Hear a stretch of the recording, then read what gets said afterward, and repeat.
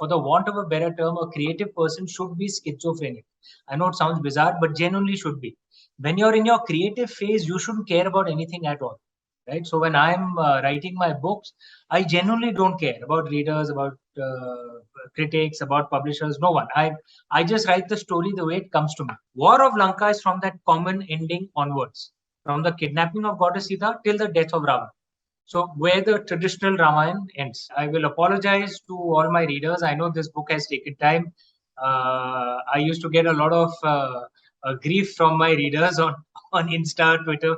If I'd post a picture saying I'm on a holiday, they'd say, "Arey, ye kya kar rahe ho? Kaam karo, kitab likho." And I'd love to take credit for it. That is my brilliance and my creativity to show Sita Ma as this character, because it makes me sound very cool, right? But the actual fact is, the ancient versions of Sita Ma are like this. I think one has to be paranoid and work really hard during the marketing phase. There's no such thing as too much marketing. In Sri Lanka, some of the people told me they believe that Ravan's kingdom was actually at the head of 10 small kingdoms. Hence, he was called 10 heads. You know, that his empire had 10 small kingdoms, which accumulated into his empire. Various stories. God knows what's the truth. Only Lord Shiva knows the truth. Freedom of expression is a very fundamental part of our traditional way of life. We didn't have a concept of blasphemy in our ancient way.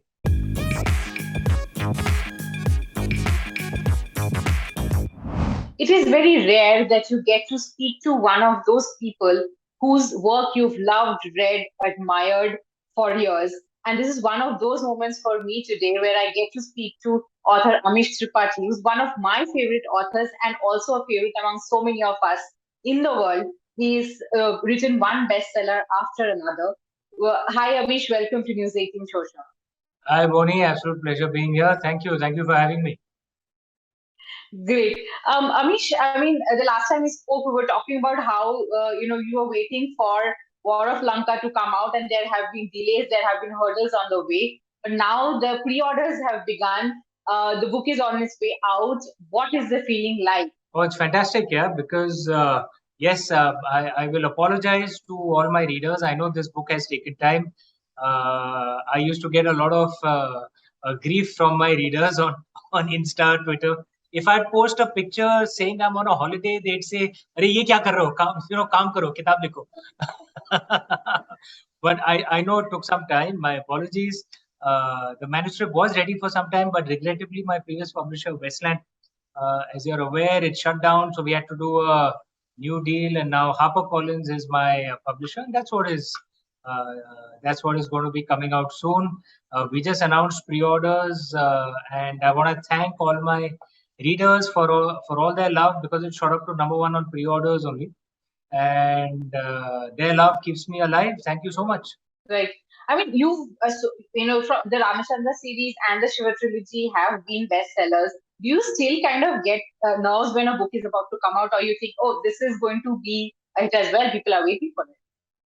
No, Bohni, it's like this. That I think, for the want of a better term, a creative person should be schizophrenic. I know it sounds bizarre, but genuinely should be. When you're in your creative phase, you shouldn't care about anything at all, right? So when I'm writing my books, I genuinely don't care about readers, about critics, about publishers, no one. I just write the story the way it comes to me.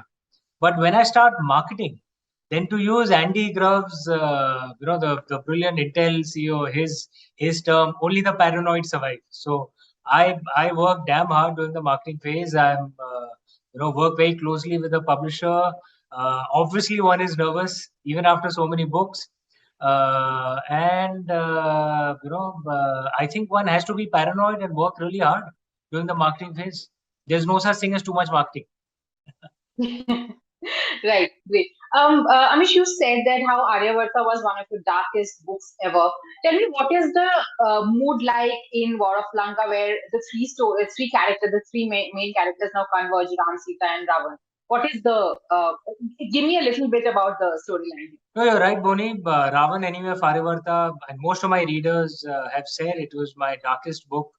The character of Ravan itself is such. He is a very dark person, and Ravan is not just a simple thug. He's exceptionally intelligent, very well read. very talented, a brilliant businessman, a fearsome warrior, but he's defined by his rage and anger and his ego. And so the character itself makes the book dark. I also passed through a very difficult personal phase in my life at that time. So I guess all that also just what happens with us artists is the mood and the emotions we are going through comes out in our work. But life has improved a little bit. It's not as good as it should be, but it has improved a little bit. It's not as bad as it was during my Ravan days. So this book is not as dark. There's also Lord Ram and Sita Ma who are main characters in this book. So obviously it's not as dark. In this, what happens in this book, I've used this technique called the multilinear narrative. Ram, sign of Ikshvakus, from the birth of Lord Ram to the kidnapping of goddess Sita. Sita, warrior of Mithila, from her birth to a kidnapping, and Ravan, enemy of Aryavarta, from his birth to the time he kidnaps goddess Sita. War of Lanka is from that common ending onwards, from the kidnapping of goddess Sita till the death of Ravan. So where the traditional Ramayana ends. Uh, so this will be kind of like a conclusion, a sense of conclusion for the readers, and I hope they like it. Most of the book is the war, of course. So there is a lot of violence uh, but I think stylized violence. I think people will like it. Right, right. I mean, Amish, I have to tell you, as a fan, I mean, my most favorite character, of course, is Sita. I mean, I was blown away by the fact that you made she's the Vishnu, she's the warrior, she's not the damsel in distress as traditionally we've been told. So tell me, what was the idea behind making the character like that of Sita? Bohni, I've said this often. I'd love to take credit for it. That is my brilliance and my creativity to show Sita Ma as this character because it makes me sound very cool, right? But the actual fact is, the ancient versions of Sita Ma are like this. We modern Indians see Sita Ma in that docile, submissive way because of various television serials of the last few decades, right? Which were largely based on a 16th century modernization of the Ramayana story by Goswami Tulsidas ji, which was also wonderful, but in which Sita Ma is shown the way we recognize her today. But that is only 400 years old, right? In the original Valmiki Ramayana, for example, there is no Lakshman Rekha. You know the Lakshman Rekha, right?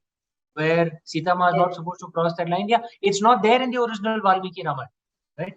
Uh, Seeing Sita Ma as a warrior, the one who killed the elder, more powerful Ravan, is actually again a tribute to Valmiki ji because he wrote a version of the Ramayana called the Kamba Ramayanam, in which Sita Ma is a warrior. So actually, I haven't created anything new. I'm just reviving something that was our ancient way. It's just that it appears new because we haven't read our ancient versions. That's all. And Dasera has been kind of a motif used in so many of our movies.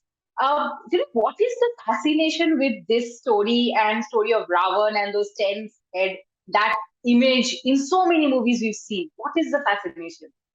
Firstly, Dasera itself, as a day according to the Hindu calendar, uh, which is far more scientific but very complicated because the Western calendar follows only the sun, the Arabic calendar follows only the moon, the Hindu calendar follows both the sun and the moon, which makes it very scientific but horribly complicated. So the Dasera, the 10th day of that month, is actually has been celebrated since ancient times. I've studied in Calcutta. Durga Puja actually also comes around that time. Many parts of India have a story linked to it. There are Buddhist stories also linked to it. Jain stories also linked to it. Guru Nanak Ji's story is also linked to it. But of course, among the most ancient is Lord Ram's story linked to this.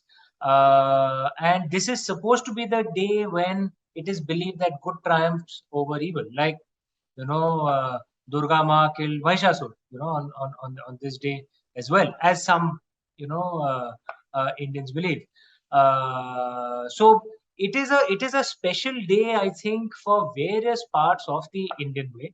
Now, as far as Ravan having 10 heads, the one of the interpretations used to be is not that he had 10 heads, that he had the intelligence of 10 men, and I've assumed that to be true. So that's what I've described in Ravan, Enemy of Aryavarta. That he was a particularly intelligent man, and therefore people thought, okay, 10 heads. A separate story I learned when I went to Sri Lanka for a documentary shoot, which I did with Discovery TV. In Yes. that, In Sri Lanka, some of the people told me they believe that Ravan's kingdom was actually at the head of 10 small kingdoms. Hence, he was called 10 heads. That his empire had 10 small kingdoms, which accumulated into his empire. Various stories. God knows what's the truth. Only Lord Shiva knows the truth. Right, right. I mean, talking about movies, Amish, I mean, your own work is now being adapted to the screen, the Shiva trilogy. What's happening on that front? Yeah, so the script is being written. Shekhar Kapoor who's a friend and a brilliant Oscar-winning director, is helming the project. So I'm very excited. Let's see how it goes.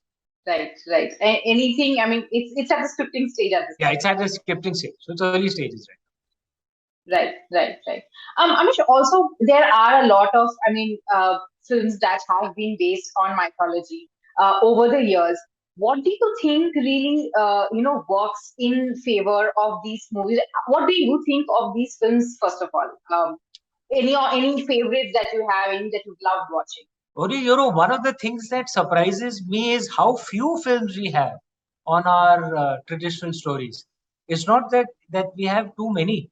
Uh, in the 1940s, the Indian film industry was actually full of stories like this.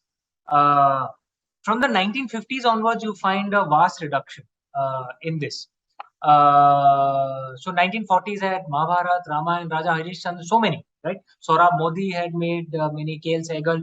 Before that, you see most of our plays, most of our books, we are actually obsessed with the stories of our gods and goddesses, Ramayana, Mahabharat, and the Puranas, right? Most Indian ancient plays, Sanskrit plays, all are full of this.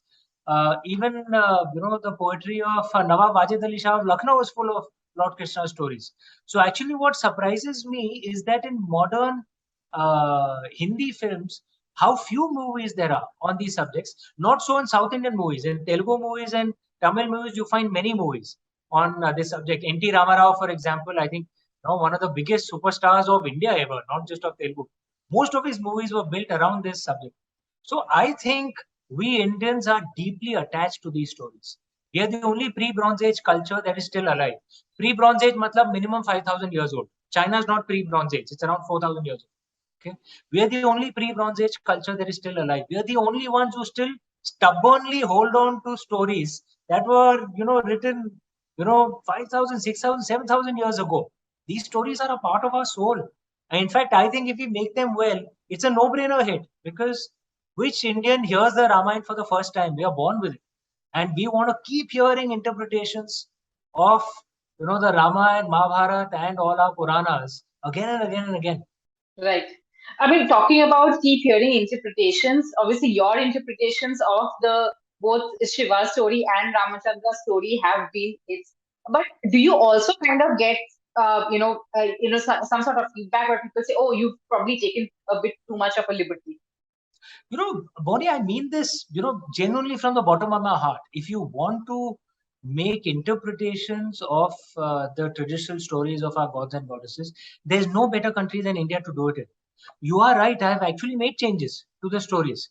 I've been around for 12 years now. The Shiva trilogy by Lord Shiva's Grace is the fastest selling book series. I've been told by my publishers, the fastest selling book series ever in Indian publishing history. And Ram Chandra series is second fastest selling. So they're not really secrets. Have you heard even one controversy around my name? Even one? You wouldn't have heard anything, right?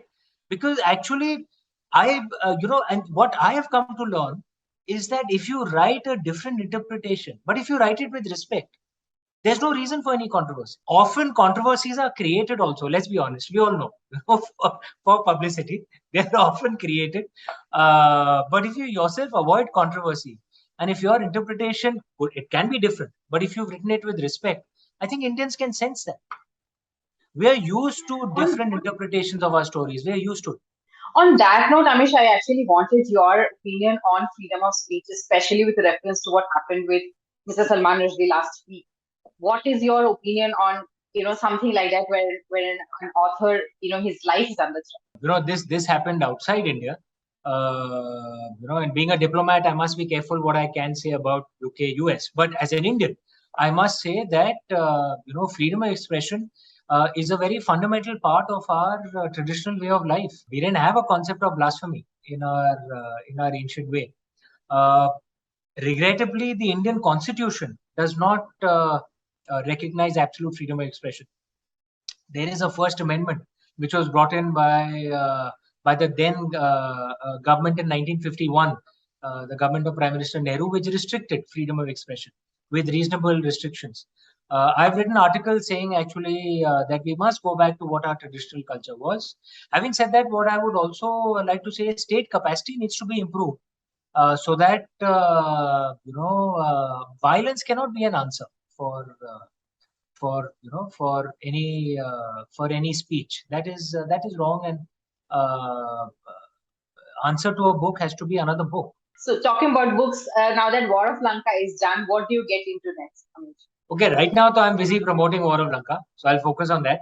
I have a story idea. I haven't decided as yet, but I have a story idea, in my mind on something based in London in the modern day. I might take that up next. So it's a very different genre. It will be set in the modern day. It'll have time travel and gaming. So let me see. Is it because you're living there now? Yeah, because I'm living here. So an idea has struck me.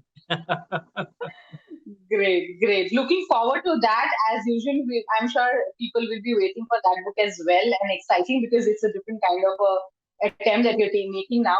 Great. Thank you so much for your time today, Amish, and I don't need to wish you all the best with all of Lanka. It will be a hit, so that's given. No. One always needs all the best wishes. There's, like I said, during the marketing phase, only the paranoid survive. So all the best on that note, and thank you so much for your time. Thank you so Thanks, much. Bohni. Take Bye. care. Thank you. Bye.